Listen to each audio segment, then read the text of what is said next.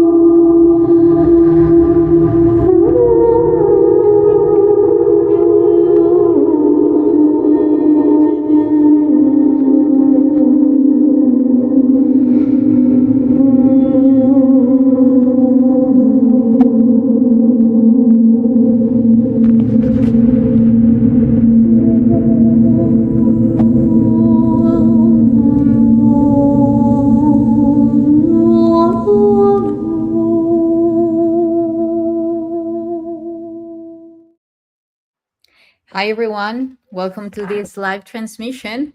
After a huge ride, here I am with my dear friend, Tone Mellard. And quite a ride, right? Since Rise of the Guardians tour, way of being, day of being. And it was quite something. What Very do you powerful. think? Very, very powerful. Yes.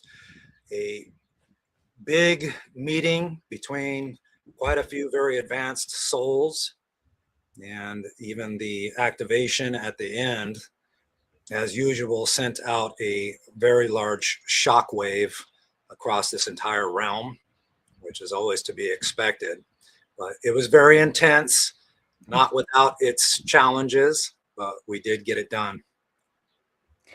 And the outcomes have been fascinating, which is what we have been talking about, in backstage, that we moved so much energy in a very good way. Like it was so expansive ever since the first day. And this is something that, from my experience, it has always been in all the events, organized by Rion and Team Light, is that there was like this huge field of unity and love. So you're expanding the heart, you're expanding the heart, you're expanding the heart. And of course, the implications to that is that you're shifting your DNA. And also, you're shifting your DNA as you get to connect with like minded people, coming from a very attuned level of consciousness. And so then you're activating codes within nonstop, nonstop, nonstop. And while the field is contained, that is flowing normally, amazingly. Of course, there are always sometimes, like pushing back and forward, onto some extent, but it's like navigating the field, because again, you're generating such a highly harmonic state within a timeline, that of course everything that is in dissonance will start answering back, as a feedback. And this is where the interesting part comes, which is the grounding. Like once the plants were the seeds were planted, now it comes the time of the grounding and manifestation, right? Yes. So um you mentioned also the Stargate activation that we did, which was absolutely amazing.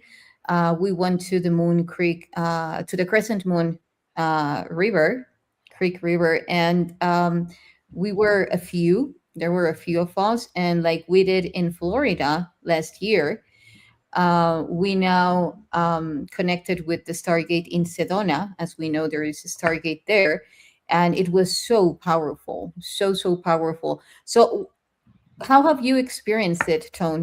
Like all those codes that were coming through, you know, Yeah. this light codes that were streamed through the field as a unified field, and then the moment that they reach out to each one of us, they fit differently, Yeah. because each one has a different encoding. Well, the really cool thing about that is it shows the power of the collective human consciousness, especially when you have very high vibrating beings, multiple of them, all focused on the same intent. And this is where we have the ability as co-creators to rewrite reality itself. And we saw that in real time. What we did there is basically the doorway was already there in the sky, between the sky and Mother Earth. And basically, as we combined consciousness flowing in the same directions into the intention of that dormant doorway to act as a key going in the lock, unlocking that door, and then pulled that down into the earth, we actually could, those with the third eye on could actually see the ring of this doorway starting to open and move. And the irony is it looked just like Stargate Atlantis through the third eye. There's a spinning ring, and Yes. it has the symbology on the inner ring. To me, it looked like Egyptian hieroglyphs. And then on the outside ring going the opposite direction, it looked like ET symbology. So it was, what it is literally what we're doing right now is we're collapsing ancient timelines and futuristic timelines into one. And so we actually could see that in real time happening with both those rings being pulled down and then that doorway opening up.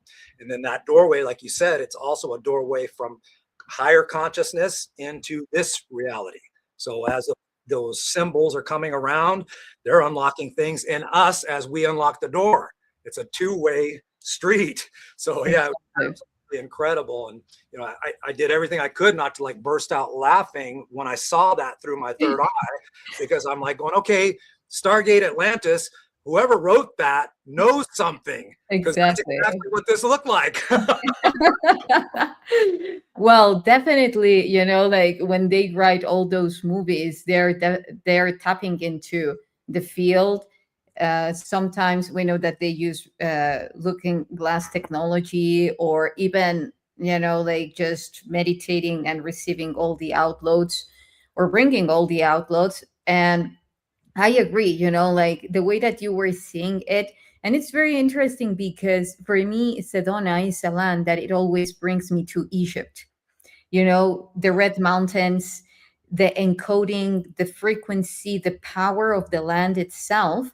It's very Egypt like. And we know that there is a huge resonance in between United States and Egypt and overall America, you know, like the Americas. Yes. But like we know all the states that are named after Egyptian names, like Memphis, you know, or some of them are encoded like Mississippi, which brings ISIS, you know, like all this. And Sedona especially connects, for what I perceive, to Sinai, which is one of the most powerful places in Egypt. Not because of the granite mountains that it has, yet because of all the portals that it has, such as Sedona. You know, like yesterday I was laughing because Jean Charles Mayen uploaded a video of someone talking about a portal there in Bradshaw Ranch, and people going into a wall. And I was laughing because in the like hours earlier, I had a vision of people going in Sedona in through a wall, you know. So it's everywhere.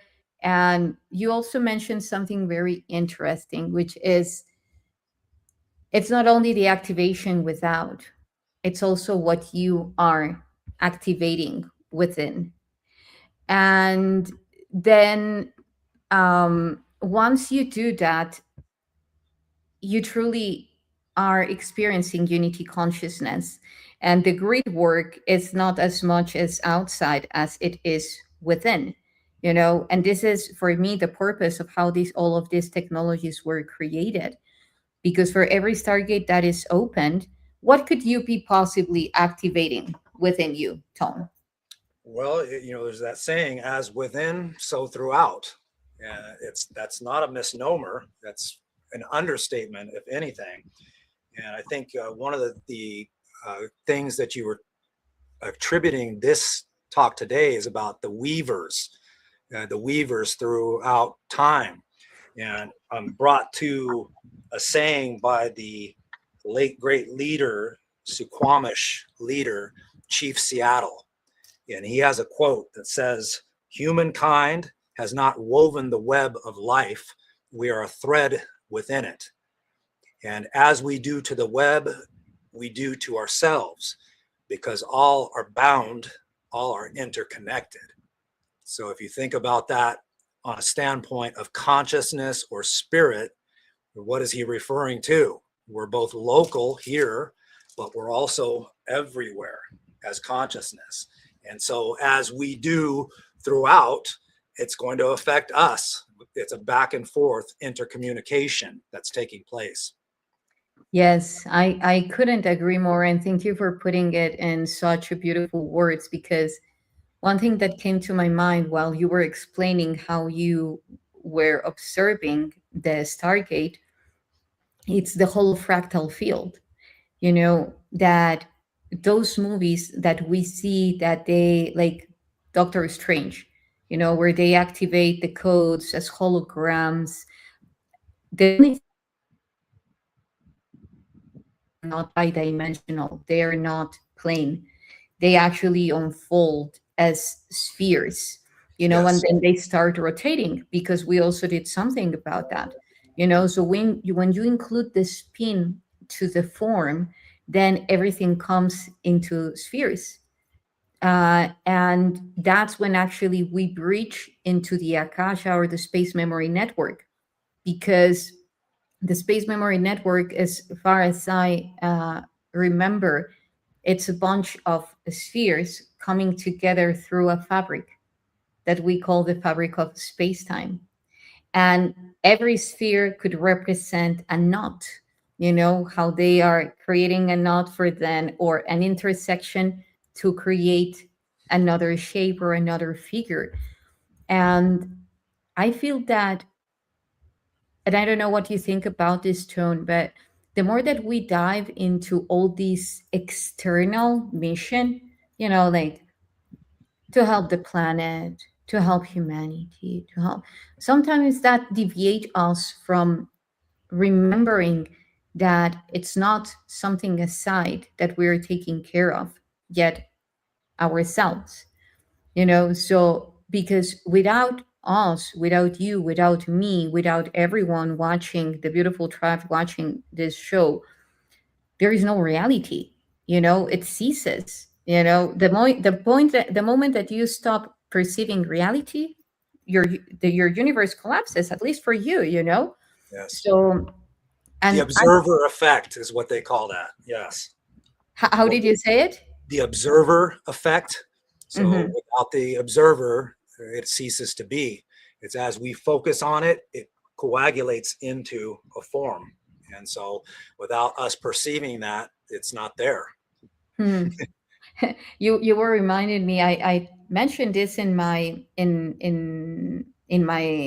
presentation at the conference, because I was playing. I love to play, So I was looking at my hands, and in science they called chirality when your hands mirror, because everything, most things, foundational things like the water, the molecular structure of water, of many fundamental elements, are chiral. So they mirror. They need to mirror in order to fit, which is consciousness. Because Yes. what happens if you put them facing the same way? They don't mirror. They're heading the same way, but they don't see one another. The moment when they see one another, then they create that symmetry, which is consciousness. The moment when I see myself in you, and then we're capable to actually go into a next stage of exchanging codes, um, of evolving, Yes. in a co-creation. And I think that reality has done a very good job, or factions that had been in charge of reality did an amazing job trying to make us forget, or let's say let's remove so much power on them. Let's say they have uh, infatuated the fact of our they have infatuated our amnesia, you know, but it's not up to them, it's up to us. And which brings me to now the fabric of space-time timelines. How do you experience when people, you know, like we do all this high vibe shifts, and then you go into a reality and then you're already new brand encoded, or originally encoded, and you try to fit into a reality that your codes is not, it's not the same area code. So there are things that are going to be you know, like trying to generate a short circuit. Yes. Yeah. Or people, like you get into where all of a sudden you start feeling uncomfortable or drained around somebody that used to be somebody that you got along with. It's not a personal thing. Like I actually said this even at the conference, that a lot of it has to do with frequency resonance and where your soul is vibrating at a given time. And it doesn't mean that down the road you might not like meet back on that resonance again with that individual, but your body is literally telling you through cues. Are you drained after an interaction or being in a certain crowd, or are you energized? Exactly. If you're, you know, the energizing tells you, hey, that's a very similar frequency. You guys Yeah. are matching right now. And it doesn't have to be a romantic thing. It can be friendships, even family. But around Exactly. certain individuals, you will feel depleted. And then around certain ones, you're like, oh my God, like I feel high as a kite, you know, and I'm not using any substances. Take me to the stars. Yes, but it really is. It's about frequency resonance, like where the souls are, and we're constantly fine tuning that, and also finding our soul clan through that, the ones that are on the similar missions. And one thing that I keep getting contacted about for a lot of the people doing the really deep work, the super hyper intuitive empaths, the people that are healers and things like that, there's a common theme of loneliness. I feel like I'm all alone. I don't feel like, you know, there's anybody out there for me. And oftentimes that's true. But one of the things that I explain and that I've seen a reasoning behind that is many of us are frequency anchors that are placed in certain locations across the realms, so that within a given location, omnidirectionally, we're putting out a frequency. And that frequency, basically what it's doing is it's reaching out into the ones that are teetering right on the edge of a full-blown awakening. And that extra energy that we're pulsing out is just enough, like again, like a key going in the lock, where all of a sudden that person comes online and now they're broadcasting that frequency as well. And so what happens a lot of times is the frequency anchor or the hyper intuitive empath. And remember, empathy goes both ways. You absorb a lot of the collective consciousness, but you also have a very powerful frequency that you're broadcasting into the reality. And so Exactly. a lot of times that's what that's all about. But what I tell people is if you exist, there has to be another. So keep putting that frequency out. Somebody just asked me last night, how do I attract my tribe? How do I attract, even if it's the one person, the one friend that is on that resonance, that I won't have to try so hard just to have a legitimate connection with? Put the call out. You can do it to your higher self. You can do it to the creator, higher self.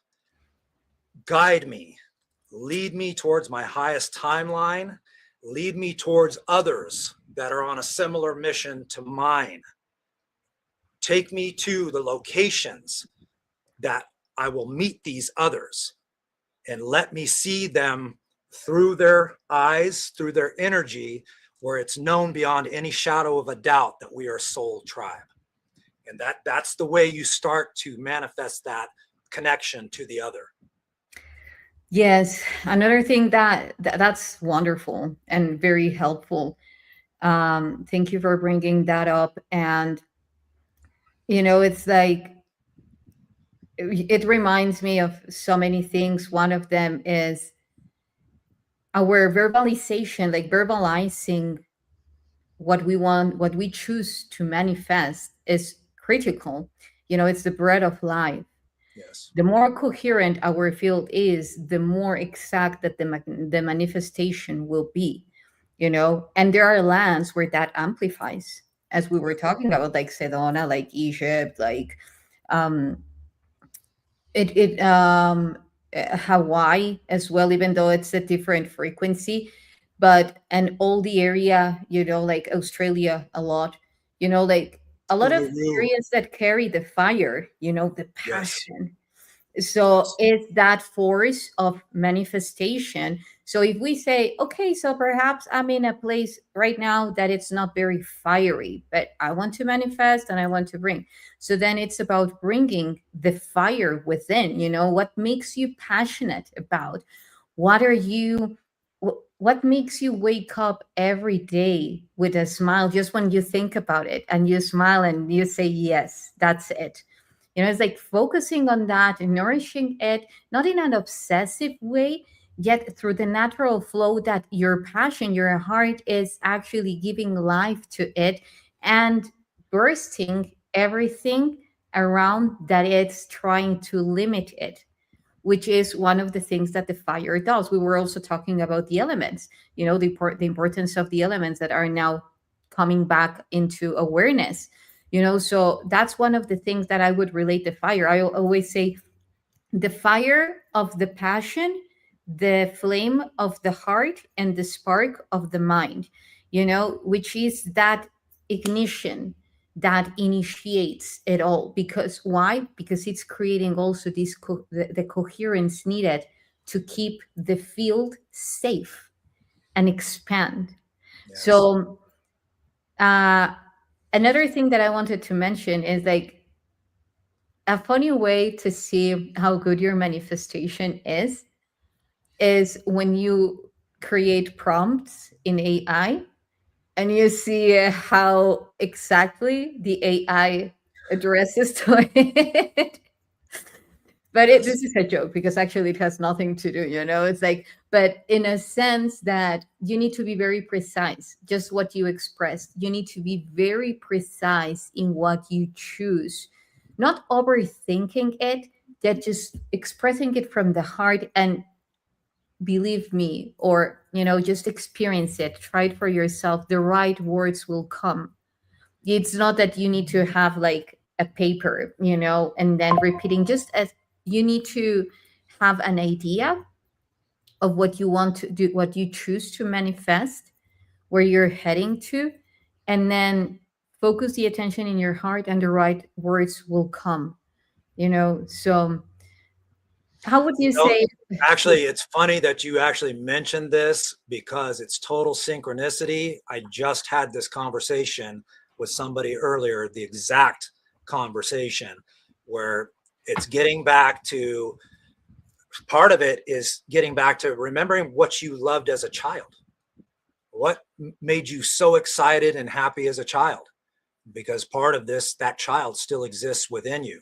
But what I had said to the person earlier, because they're going through a separation, a long-term like union, and they're starting to fade away. And the question is, how do I get back to being okay on my own? But the conversation was almost what you said verbatim. It's getting back to finding out, what do you love? What makes you come most fully alive when you focus upon it, or something that you experience where you are just brought to like awe, where your jaw is hanging open, like, oh my gosh, this feels so amazing. And again, it is that fire within the heart, but there's also things, sometimes for me it's nature. I get into nature and I'm automatically soothed I call it my soul spa. But whatever that is, also creating. If you're creating something, and it doesn't matter what that is, it doesn't matter if it's singing, you're using your voice to create tones and sounds. It doesn't matter if you're painting, drawing, creating music, creating poetry, whatever that is. If you're creating, creativity is the soul being expressed. So if you are creating, you are having your soul become more active, expressive through the vehicle. So by creating, you're engaging that deeper aspect of yourself. But like I said, it's really funny that you brought that subject up, because I was just having that conversation a little while ago. And that is also increasing. The synchronicities are almost ridiculous at this stage, as well as the telepathy. Like we are Yeah. telepathing off of each other as a collective consciousness. And the synchronicities, I actually think we're co-creating those, because like one person goes through something, and then through the telepathy, another person is picking that up, and they start talking about it. And then before you know it, it's a theme that's washing through like a wave through the collective. I couldn't agree more. And, I feel very much related to that, because I studied at some point fashion design.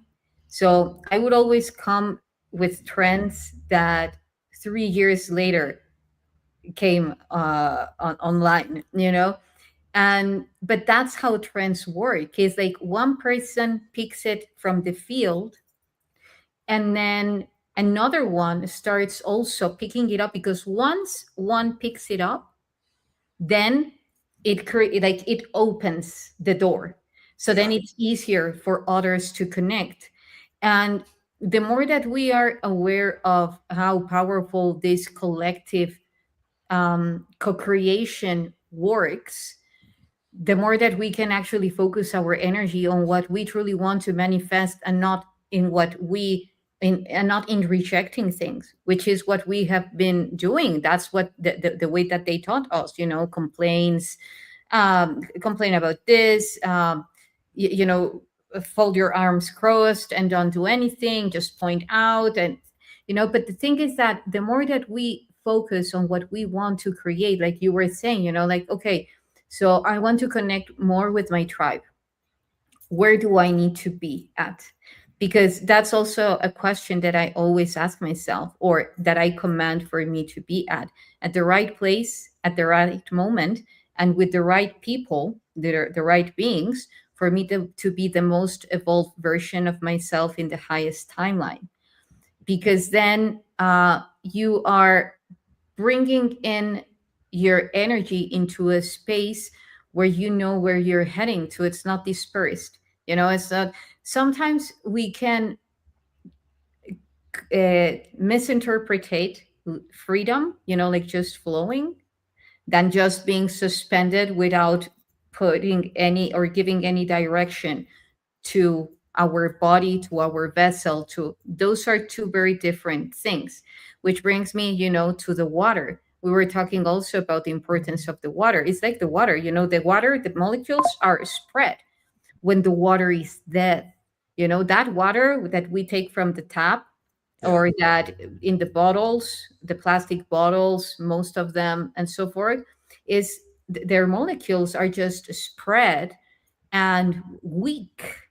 Yeah. When we start connecting with water that is alive, that is also known as structured water or hydronium, then the molecules are pretty coherent. So that's the same about our energy.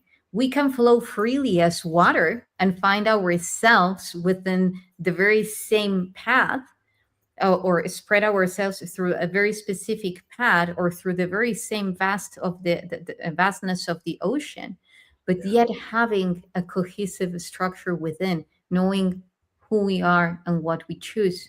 What do you think about the water and the power of it, Tone? Well, as we were discussing before we came on here, water it's alive, and especially in its natural habitat. It's alive, it's conscious, and it is speaking. And so the more that you connect to that spirit to spirit, your human spirit, this current avatar container, into that ancient spirit of water, you're going to get messages. And even in consuming, drinking water, even in relation to what you were saying, like a lot of the bottled stuff, have being dispersed, we can actually affect that as well. A lot of people will put their hands on the water and put spirit intention into that water. Thank you for providing me life. Thank you for providing me energy, for keeping my body hydrated. And in doing that, the water literally comes alive. It listens. And you can feel that. The professor, what was his, Masimoto? Masaremoto. Yes, he talked all about that, like being able to put your intention into water changes the crystallization, the structure, all of that. And that's because the water is conscious.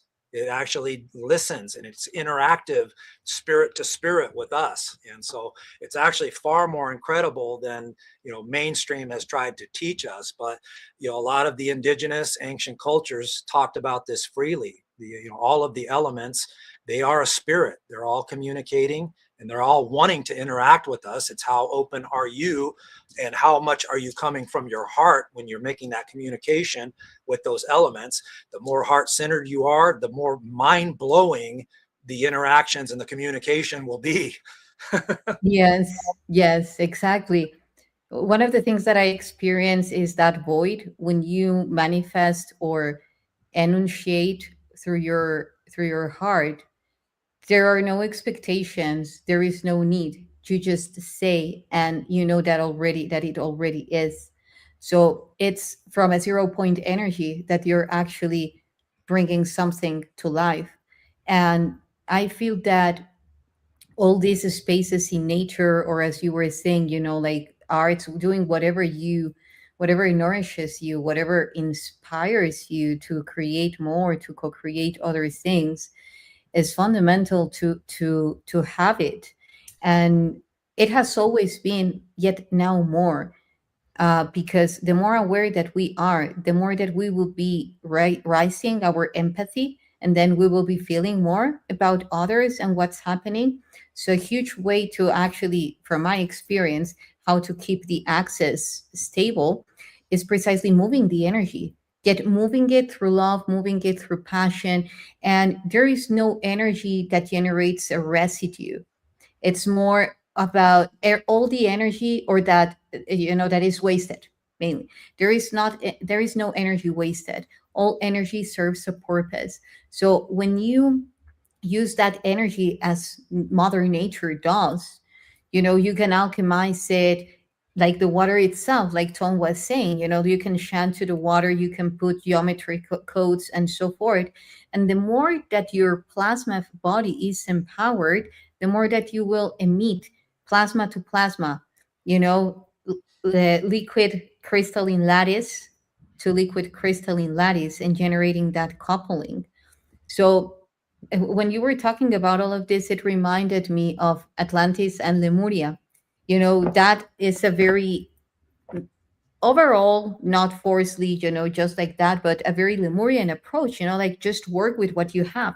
You don't Yes. need anything else. You have everything. You have the most powerful tool and mechanism, not in a not in a mechanism as a robot, but you have the most powerful and perfect vessel, that you can work with. And for instance, in the Atlantean times, the pyramids and the obelisk were used precisely to help for many reasons, but also for the water in the surface that is not normally as pure as the one at the core of the earth, to keep providing to that water a continuum of encoding that would keep the resonance of the whole grid and also of the people drinking that water to sustain a unified consciousness, so Yes. Yeah. it's And moving water is also a conduit, and it's also just the sound of moving water. It induces an alpha brainwave state. So just the sound of that babbling brook automatically puts you in the first state of meditation. Now, that's a lot of times why anybody sitting next to a creek, it's impossible to feel bad.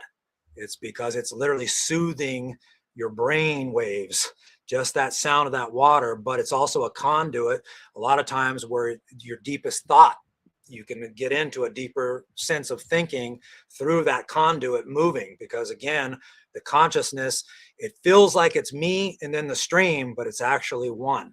And so One. you're feeling that movement, and that movement's going through you as well as what you're hearing and seeing in front of you. Exactly. You know, it's like I was the other day seeing how the hippocampus, which is the area that is mostly related to the memory, how the C1 and C3, how it is generating uh, theta gamma coupling, and which is mainly imagine caves like cenotes, you know, like these caves filled in with the spinal fluid and, you know, like other liquids that are very rich in the in water, you know. So they are generating that resonance into that cavity that starts accelerating the theta gamma coupling. So when you were saying this, is like, yes, and this is why you get those insights while you're in the water, because it's easy for you to remember, you know, because you're unifying yourself with that field and that level of resonance, you know, like you can even command for that every flow or water stream that comes harmonically is equivalently and at a lower scale, well, not as a lower, because our brain is actually emitting cosmic amounts of energy, but it's equivalently um, harnessing the potency in which your brain is actually streaming through your neurons, and for you to expand your consciousness all the way to the vast of the space memory network. Yes. That's, yeah. Yeah. You know, what about the ancient weaver? I would love for you to share with us, what do you think? Because I know that a lot of people are triggered when it comes to the totem of the spider. You know, like there are many connotations to the spider. It's like politics, whether you love them or you hate them, something like that. I was So, an arachnophobic when I was younger. The uh-huh. spiders actually creeped me out, but like as I've gotten older, I appreciate them a lot more. But yeah, you know, in a sense, like a lot of the ancient cultures, even if we go away from the premise of a web, they use the spiral. Well, a web, when you look at how a spider does it, a lot of times it's in a spiral fashion. And a lot of times it has to do with the beginning of time branching Mhm. out, and then how our galaxies configured as well. It's a branching out. So, you know, you can look Yeah. at it as both ways, but like the quote that I gave from Chief Seattle earlier to me is the one that resonates the most. And, you know, it can be both to do with creation and time. You know, you look at like, okay, what if time is a spiral or a web? We are able to, through consciousness, jump from one strand to another. And that's kind of what many of us are doing right now. We're hopscotching back and forth on timelines and making little tweaks here and there. And even now, like if we get into the heavier aspects of the consciousness war and the war between dark and light, a lot of that has to do with timeline, temporal resets and tweaks and things that are happening. But we're also part of that. Many of us are able to jump back and forth in time through our consciousness. And then even in the astral, we're doing timeline jumps, parallel jumps, which, you know, goes into our dream time that you and I have discussed lately. Even there, that dreams are not at all what we've been told they are. We're Right. experiencing multiple realities, parallel realities right now, some of those being past realities, future realities, because beyond this dense reality, all time is now. All time is accessible now. So even what we might look at as a parallel reality could possibly be in a linear fashion looked at as a past reality or future reality, but in the expanded state of consciousness, it's all happening right now. Yes.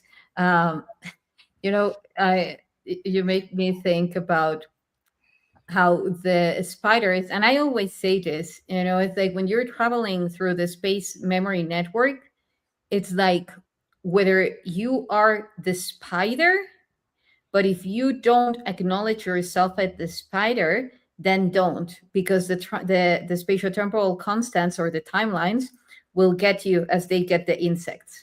You know, you You become become the fly instead of the spider. exactly. And that also happens if you overstay. You know, if you are too fixed into a timeline, Yes. you have a specific fixation, and then you go back and forward, back and forward, back and forward. Then the way that you start to bend light and shape your reality is that the level of entanglement that timeline happens with this one, then you don't know who you are. It's like when it happens when someone cannot detach from the soul version of herself or himself being Napoleon. I don't know. You know, so every time that it comes, it's like, yeah, you know, it's like, no, you're here, you're now. Bring the coats, but you are who you are right now, and you can always do something different. Yes. So, but sometimes the thing is that people is not aware of that. Yeah. And it happens back and forward without them even being aware. And I remember that I have even seen people that at some point they go into this state of mind and they start talking like the other version of themselves. Is different as when they allow galactic beings or to transfer messages from galactic beings. This is different.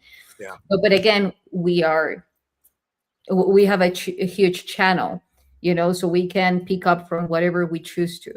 So I think that this jumping back and forward in timelines or spatial temporal constants is something that it's important for us to do, that we are being called to do, but doing it in a different way, not to control time, yet to expand our multidimensional capabilities, because it's inherent within us. Every time, as I was saying in the beginning of the show, every time that I am connecting with someone and with a different place, I'm shifting my genetic code. And how does that happen? Like, really, if we think about it, how does that happen? A genetic code is telling us a story about ourselves, whether if you have blue eyes, whether if you have a very specific pattern of behavior, but it's a story.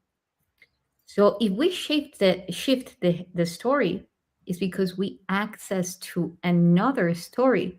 So that's already time travel, interdimensional travel. So I think that a lot of people, and I have people contacting me a lot, you know, like they do this. We have friends, you know, Soul Family, Galactic Tribe, like Jean Charles Moyen, you know, like teleportation, or and like Emery Smith, of course, us that do this. And what would be just your suggestion to the ones that are just tapping into this power? And that, because also sometimes you wake up and some people don't even know in what timeline they are at. You know, they see that there are things that have shifted, like, oh, I didn't put that there, or you know, like a painting, oh, that wasn't there. You know, so different things that give away the location that is not the same one where you were coming from. So what would you suggest? Coming back into the body is very important. You know, this work, this astral work, this expansion of consciousness, it's really important to get information from those higher consciousness realms and states of being. But remember, you are here right now. You're here in this body for a purpose. And so one of the things that is very important, you actually alluded to it earlier, is grounding. Grounding is getting back into your body, the feeling of being in your body, even through breath. If you feel like you're spacey and you can't fully focus on your body, really focus on your breath. Feel that inside your lungs. And if you have to like envision it as being energy being pulled in and centered here, center here in your heart. A lot of times people will be stuck up in their head. Once they go into those astral realms, their mind feels like it's in 12 different dimensions at once. And sometimes that's not an exaggeration. But if you can draw your energy here, that's going to take you out of being scattered everywhere there. So just get into the feeling of your breath being pulled into the lungs, being centered in your heart and your lungs right here. Feel that in here.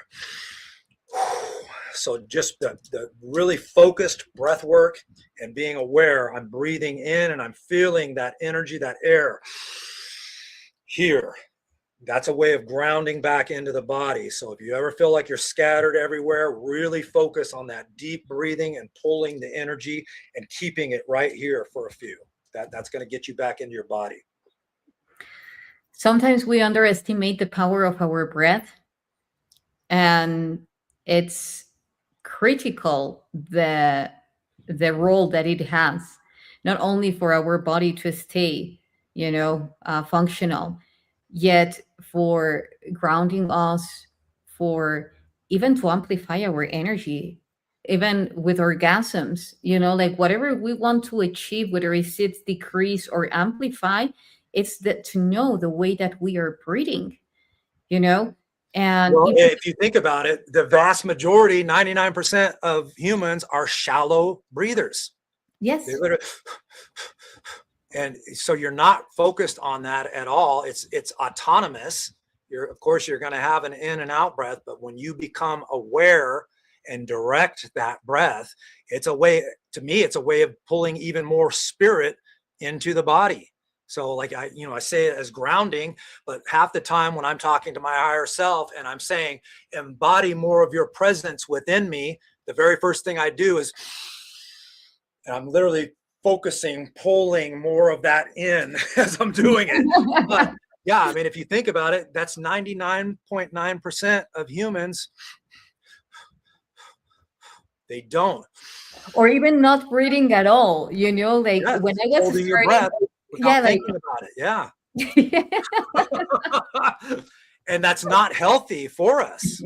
So the more in, like, it doesn't matter if it's like a dozen focused breaths per day, that's going to actually increase your health. As weird as that sounds and as remedial as that sounds, it's not an exaggeration. Not at all. Yeah, it's hyper oxygenating the body. It's getting like more electrical conduity into the body. Like when I'm doing my breath work, that's one of the focuses is I'm drawing an electric charge into my body. I'm heightening the electric charge. And for me, it goes a little bit further. I'm trying to cook through the artificial because I know I'm being infiltrated by chemtrails, stuff in the water and the food. I've got nanotechnology in me. So when I'm doing it, I'm literally saying, increase my electric charge in the body. And then as I hold my breath at the end and push that up my spine, but the spine is an electrical cable. And so I'm pushing that up, but I'm frying everything as I do that through that electricity. So, but I mean, that you don't have to go that far, but it's just the focused breathing, the attention to the breath. I'm breathing in more life force. I'm oxygenating my body.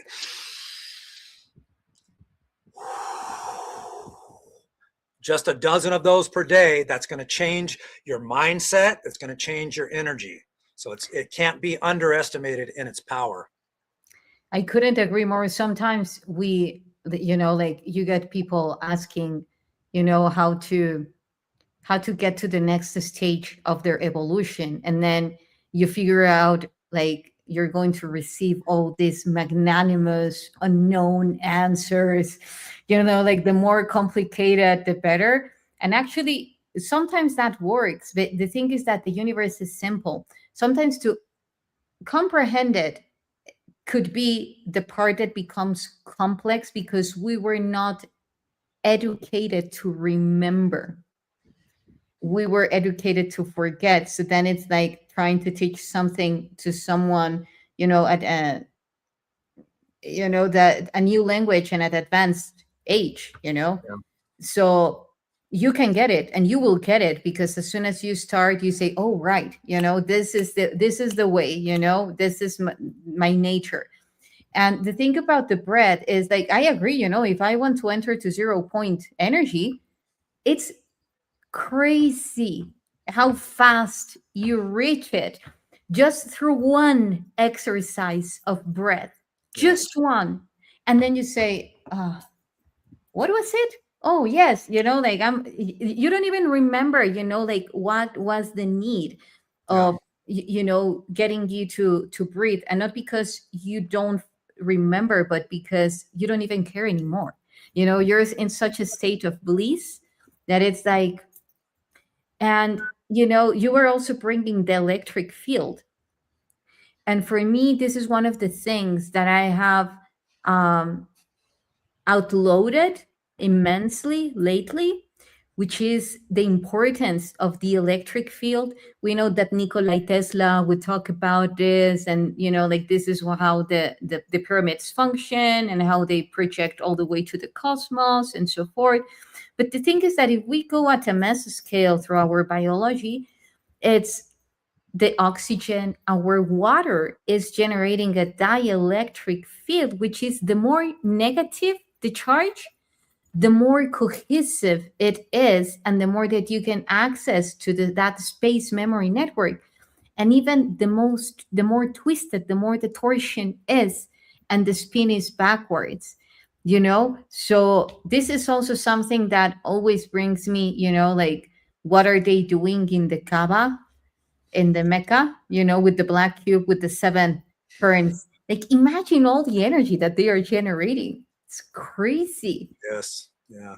And nothing's by accident. A lot of that we know, of course, again, has been inverted, but like the intention behind what they're doing, a lot of them are having like existential experiences where all of a sudden they're having awakenings. So, I mean, a lot of it has to do with the consciousness of the person doing it. But, again, like so much of that has been hijacked and inverted and turned against us. But we're kind of like the reverse magicians going against the magic. And so, a lot of what I tell people, like, that get there, like, how do we even fight this? This cult is 10,000 years old and ahead of us. But I'm like, they're not ahead of your spirit. Your spirit knows things that they, in this current avatar, especially if they're focused on power over others, that's telling you all you need to know. Because your true growth, true evolution doesn't look to have power over others. It's constantly empowering the others. And Yeah. even most of the advanced ET species that have communicated telepathically or to contactees, they scratch their head when they see what's going on down here, and they're constantly trying to awaken people to what's going on down here. But like Alex Collier, he comes to mind, where he was explaining the monetary system to YssaH, one of the Andromedan elders, and he went through A to Z because he was an IRS agent. He went through A to Z. This is how our monetary financial system works. And when he got done with this long dissertation, YssaH looks at him and says, "I don't understand." And he says, "What don't you understand? I explained it." He said, "No, I don't understand. Why would you have to pay just to live on a planet you were born on?" It's like, and it's something that, the average person, because of that programming from cradle to grave, the average person doesn't even give that a thought. But the ETs look down and they're like, nobody like works that way in a truly advanced civilization. Everybody is lifting the other, because as you rise, as your brother rises, as your sister rises, we all just keep propelling each other up, up, up, up, up, faster, faster, higher, higher. So it's so backward assed the way that things have been done, but we're here to actually start to unravel that. And that's even Exactly. these conversations, that's what that's about. Exactly. It's like one of the things that I approach to when people go on courses with me, before receiving is like liberating from very specific things, which is the depth of life.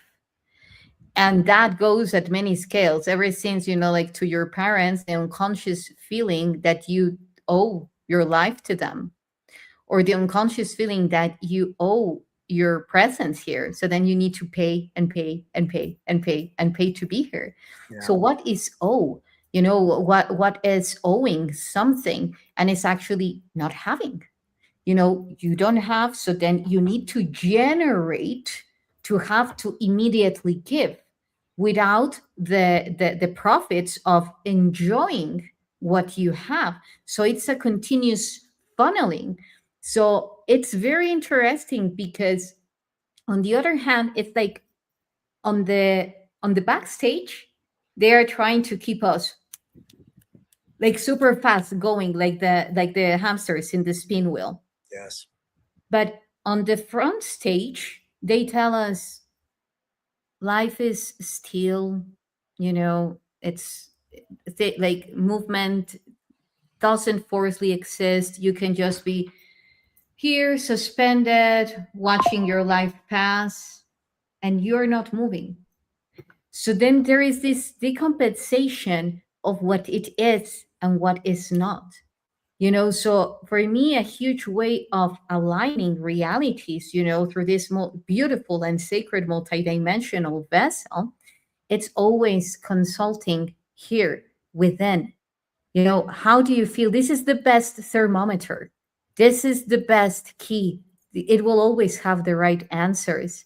And another thing that you were mentioning is how um well, about like this nonsensical form of living. And I think I have seen this also and heard it from other galactics, like this monetary system currency actually comes from a reversed engineered idea of the nature of water, because currency, the currency of the water. So they are taking that as essential fact and trying to put move, move, move the currency, but it's move the water, move through the water, move as one with the water, and I feel that also this is why many of us are feeling to go here and there, like to the nature, or because then we are exchanging all these codes. And I do feel that we are facing also the stage of nesting and creating, building communities. What do you think about that, Tone? Oh, for sure. And what is that? It's sort of a return to the ways of old. And, everybody was a tribal system long ago. And that was, this current thing is division and, making everybody fight against each other. But uh, the human species or avatars, they're a tribal type of people. And that's the way that it's always existed, other than the last 150 years. And we know even there, like we've been reset so many times, but I think each time it starts to get that tribalism and the unity between the people. And then that's where this force pushes back and does the resets and tries to make us forget. And, even in relation to that, you talked about that earlier, is the amnesia that, they put us through each time we drop into an avatar. But the flip side of that is more and more of us are combing through, climbing out of that amnesia and remembering. And that's another part of this. And even in relation to the beginning of this conversation, is there's a remembrance of that tribal community that's coming through, that, okay, wait a minute, I existed in 1100 as a samurai, and we all had one community where we farmed together, we fought together, all of that kind of stuff. But again, it's also that where they try to make you forget your soul is climbing through, because it's incarnated so many times that the mind wipe no longer works for an incarnation. It's the soul is going, no, I remember this. Wait, what am I here to do? And so more and more are getting on that line. And we've said this, it will take a very tiny fraction of humans, 5% max, coming fully back online, activating their dormant DNA back to its original blueprint, and then refocusing reality. The world changes like that. So that's when I tell people, don't get too like down when you see a lot of humanity going the way of tech and getting more and more, lost in the digital world. Watch the ones that are leaning more and more into their soul and source, and the ones that are becoming deeper, more connected to the collective, more connected to the earth, more connected to the stars, more connected to reality. It's a tiny fraction is all that is necessary, and they can actually affect the entire world, including the ones that currently are starting to kind of go towards that tech base, because all it takes is that wave of energy to come through, and all of a sudden they turn around and go, whoa, what was I forgetting? And then they start coming back to that as well. Yeah, I couldn't agree more. One thing that you were saying is,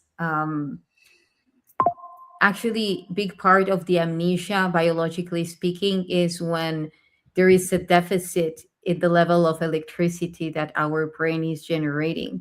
So also, generating, bringing more oxygen, bringing clear water to our body gets rid of amnesia. Look at the civilizations that live in places with clear and pure water. Their level of awareness, of consciousness, is way higher. So I could keep on going and going and going, but we will have other shows for sure. And for now, well, thank you everyone for your beautiful messages. uh, Ancient Trust, Water, Cafe at the Edge of the Universe, Green Faith Collective, all of you, thank you so much. Someone is asking, yeah, does Tone have a website or a channel? Just Facebook, Tone Mellard for now. Eventually there might be a website coming. Yeah, I can see that coming. Speaking of jumping back and forward into timeline. Okay. Well, then you can find him on Facebook. You can just reach out to him, send him a message. And so, anything else that you want to share with the beautiful galactic tribe? You do amazing jewelry, so if they want to get your amazing jewelry, also, they can see your pictures in your Facebook, or okay. Yeah, Okay. just look on my pictures under warrior wear, auric armor. That's on my Tone Mellard Facebook profile. But I think one of the things that probably we need to make sure that we keep reminding people is do not lose hope. The world is very crazy. It's very fast paced right now. Stay on top of your praying. Stay on top of speaking to your soul, to your higher self, to the creator. And just know that you are being watched over, you are being listened to. And the more that you can remain here, the more powerful you will be. Remember, here is where your inexhaustible power resides. So when the world gets crazy and it has you all up in here worrying, just keep dropping your awareness here. And again, breathe. That's beautiful, Tone. Okay, 1, 2, 3. Let's read all together.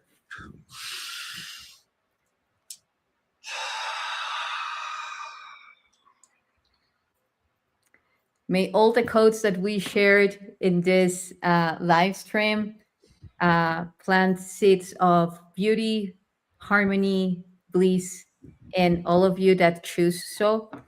And thank you so much, Tone. Thank you for your message on hope. I do believe that we are facing times that it's very important for us to remember that we are creators and co creators, and to be very clear and align to the ones that are in resonance with us, because then we can actually manifest, start doing and manifesting by this, by means of this. um, just ask yourself, or just decrete, just announce to be in the right place at the right moment with the right people doing the right thing, aligned to your divine soul mission for you to be the most evolved version of yourself. If, of course, you resonate with this, the moment that you are in alignment and in synchronicity with the rest of the construction of reality, then actually you're enabling the process of evolution for it to be, for everything has already been given. We're just in a process of remembering it, stepping up to it, that it's us who co create this reality. Whoever feels does it, does it. And now it's time for us to come into our highest divine power. So thank you so much, and looking forward to next time. So until next time, Yes, everyone. Isha. Who knew? Guys. Oh, by the way, join us at the Star Knowledge Conference. I was so dive into the words. We are, like just weeks from the Star Knowledge Conference in South Dakota. Step up for the tribes, the unified tribe. We are doing a lot of work to bringing the spaces for the unity, for the tribes to come into unity, share their codes, share their wisdom, and prevent that from dying. The elders are concerned that the codes are not being transmitted to other generations, or, well, here we are, and now they're opening up to share this wisdom, regardless of the skin color, regardless of the country where you come from. It's more about co-creating a unified tribe. So this is much what you will be experiencing in South Dakota at the Star Knowledge Conference, and also how these ancient native tribes breach with the galactic ones. What is the galactic mission of these ancient tribes? Why do they South have? Dakota is very powerful. That's Lakota territory. And you think about the Lakota saying, Mitakweasin, we are all one tribe in spirit. Metakoyasin. Beautiful. Okay. I will pull it out every once and then, at least for my talk, Metakoyasin. Thank you. Okay. Until next time. Thank you all. HUNUH.